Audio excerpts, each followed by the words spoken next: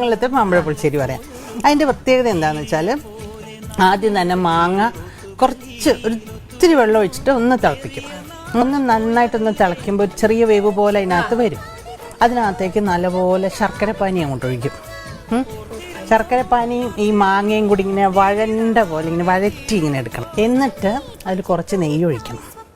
അപ്പോൾ ആ നെയ്യിൻ്റെ മണം അതിലോട്ട് അങ്ങോട്ട് പിടിക്കും, ഈ മാങ്ങയിലോട്ട്. അത് അറിയരുത്, അത് സ്പെഷ്യൽ പറഞ്ഞു കൊടുക്കരുത്. എന്നിട്ട് അതിലേക്ക് വേണം നമ്മൾ കുറച്ച് തേങ്ങ, ഒരു പിടി തേങ്ങ, 4 മാങ്ങയുള്ളെങ്കിൽ ഒരു പിടി തേങ്ങ, കുറച്ച് തൈര്, കുറച്ച് മഞ്ഞൾപ്പൊടി, കുറച്ച് മുളക് പൊടി, ഇത്രയും മാത്രം. ചുമ്മാ ഉള്ളി ഇഞ്ചി ഒന്നും കൊണ്ടിടരുത്.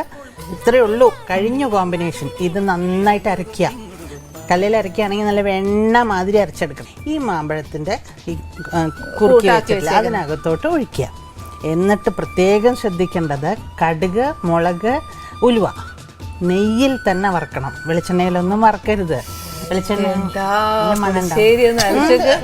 വെളിച്ചെണ്ണയിലൊക്കെ വറുത്ത സാധാരണ പുളിശ്ശേരിയായി പോവും. ഇവിടെ ഇങ്ങനെ ഒഴിച്ചാൽ അവിടെ എത്തണം, അങ്ങനെയൊന്നും അല്ല പുളിശ്ശേരി വേണ്ടത്. നല്ല കുറുക്കുകാളം പോലെ ഇരിക്കണം. ഇങ്ങനെ